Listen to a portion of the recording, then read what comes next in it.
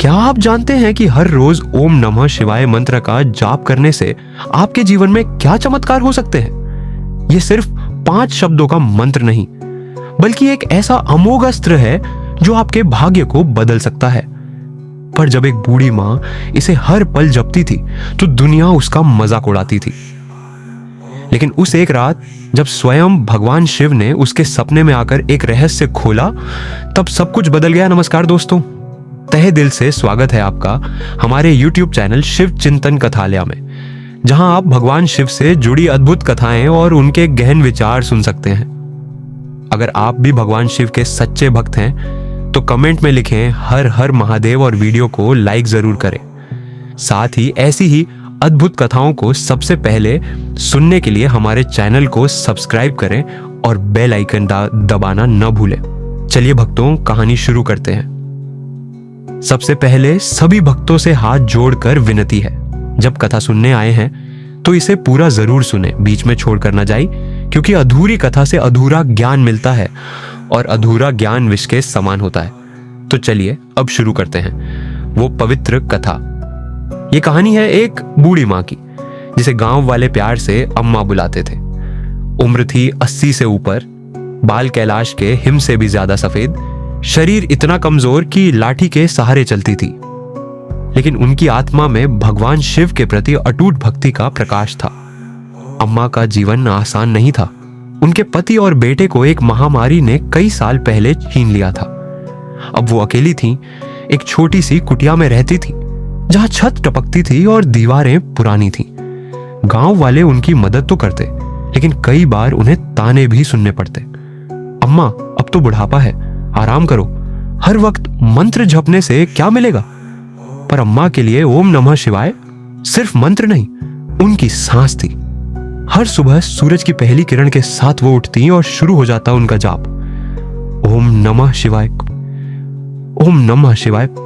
नहाते वक्त, खाना बनाते वक्त, दोपहर में चौके में बैठे या छत पर अकेले, उनके होठों पर यही 5 शब्द रहते। वो अपने छोटे से आंगन में तुलसी के पौधे को पानी देती और उसे भी शिव का रूप मानकर पूजती। रात को जब गांव सो जाता, अम्मा अपनी कुटिया में एक छोटा सा शिवलिंग रखती, उसके सामने दीप जलाती और घंटों जाप करती। गांव के कुछ लोग उनकी भक्ति को देखकर प्रेरित होते, लेकिन ज्यादातर मजाक उड़ाते। अरे अम्मा, तुम्हारा भगवान कहाँ है? तुम्हारी कुटिया तो टूट रही है, फिर भी जाप करती हो। मंत्रों के भी नियम होते हैं, ऐसे बेमतलब जाप करने से क्या होगा? अम्मा बस मुस्कुराती और बड़े प्रेम से कहती, बेटा, नियम तो दुनिया ने बनाए हैं, मैं तो दुनिया को नहीं, अपने भोलेनाथ को याद करती हूँ। मेरी कुटिया टूटी हो, लेकिन मेरा मन तो कैलाश पर उनके चरणों में है। वो मेरे हर दुख में मेरे साथ है। एक बार गांव में भयंकर सूखा पड़ा, कुएं सूख गए, खेत बंजर हो गए, लोग परेशान थे। लेकिन अम्मा हर दिन पास के शिव मंदिर में जाकर दीप जलाती और ओम नमः शिवाय जपती। एक दिन एक जवान लड़के ने उनसे गुस्से में कहा, अम्मा, तुम्हारा जाप गांव को पानी दे देगा क्या? व्यर्थ समय बर्बाद कर रही हो। अम्मा ने शांत स्वर में जवाब दिया, बेटा, मेरे जाप से पानी आए या ना आए, लेकिन मेरे भोलेनाथ मुझे शक्ति देते हैं कि मैं इस दुख को सह सकूं। उनके इस जवाब ने कुछ लोगों के दिल छू लिए, लेकिन कईयों ने फिर भी हंसी उड़ाई। एक रात जब गांव गहरी नींद में डूबा था, अम्मा अपनी कुटिया के पुराने पलंग पर लेटी थीं। आंखें बंद थीं, लेकिन होठों पर वही जाप चल रहा था, ओम नमः शिवाय, ओम नमः शिवाय। अचानक उनकी कुटिया में एक तेज प्रकाश फैला। उस प्रकाश में प्रकट हुए स्वयं भगवान भोलेनाथ। उनकी जटाएं लहरा रही थीं, मस्तक पर चंद्रमा चमक रहा था, गले में नाग लिपटा था और आंखों में अनंत करुणा। भगवान भोलेनाथ मुस्कुराए और बोले, हे माता, तुम्हारी भक्ति ने मुझे बांध लिया है। लोग तुम्हारा मजाक उड़ाते हैं, तुम्हारी कुटिया को टूटी कहते हैं, फिर भी तुम मुझे हर पल याद करती हो। आज मैं तुम्हें ओम नमः शिवाय मंत्र की असली महिमा बताने आया हूं। अम्मा की आंखों से आंसू बहने लगे। वो हाथ जोड़कर बोली, भोलेनाथ, आप मेरी इस टूटी कुटिया में आए, मैं धन्य हो गई। भगवान शिव ने फिर कहा, हे माता, मैं तुम्हें एक ऐसी कथा सुनाता हूं जो तुम्हारे सारे दुख दूर कर देगी और उन सभी को जवाब देगी जो सोचते हैं कि हर समय मंत्र जपने से क्या होता है। हे माता, अब तू इस कथा को ध्यान से और आखिर तक सुन। भगवान शिव कथा को शुरू करते हुए बोले, कई युग पहले हिमालय की तलहटी में एक छोटा सा गांव था। वहां एक गरीब कारीगर रहता था जिसका नाम था विश्वनाथ। विश्वनाथ दिन रात मेहनत करता, लेकिन उसकी कमाई इतनी कम थी कि परिवार का पेट भरना भी वो मुश्किल था। उसके 2 छोटे बच्चे और पत्नी भूखे प्यासे रहते। पर विश्वनाथ की एक आदत थी, वो हर पल ओम नमः शिवाय का जाप करता।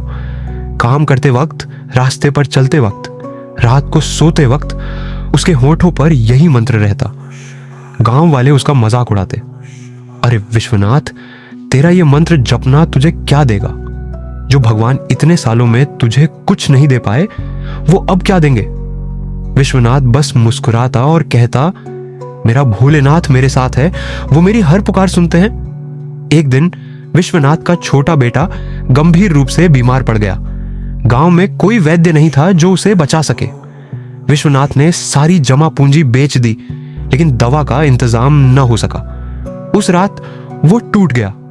वो शिव मंदिर के सामने बैठकर रोने लगा और बोला, हे भोलेनाथ, मैंने तो तुम्हें हर पल याद किया, फिर मेरे बेटे के साथ ऐसा क्यों? उसी रात मेरे शिव स्वरूप में एक साधु मंदिर में प्रकट हुआ।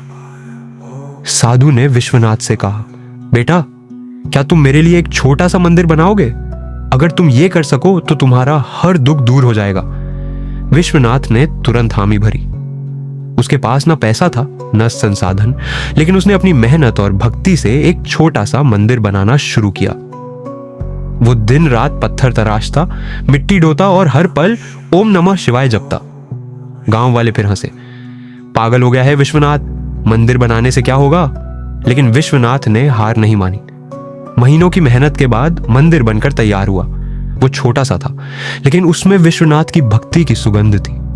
उसी रात मैं, शिव, विश्वनाथ के सपने में आया और बोला, विश्वनाथ, तुमने मेरे लिए मंदिर नहीं बनाया, तुमने अपनी भक्ति का एक स्मारक बनाया।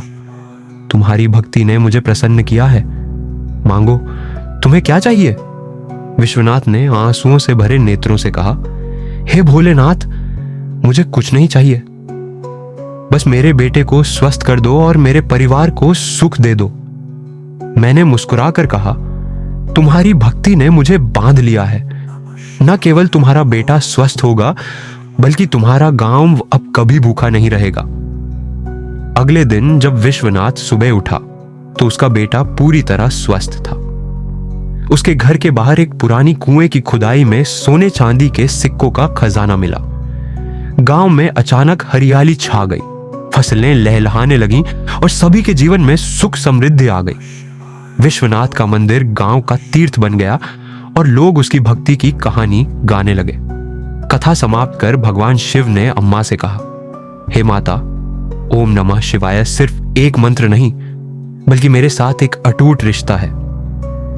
ये 5 शब्द मेरे भक्तों के लिए एक ऐसा सेतु है जो उनके मन को मेरे कैलाश तक ले जाता है। इस मंत्र में मेरी शक्ति, मेरी करुणा और मेरा प्रेम समाया है। जो इसे सच्चे दिल से जपता है, उसके मन से भय, क्रोध और दुख मिट जाते हैं। ओम मेरे ब्रह्मांड की ध्वनि है जो सृष्टि के प्रारंभ से गूंज रही है।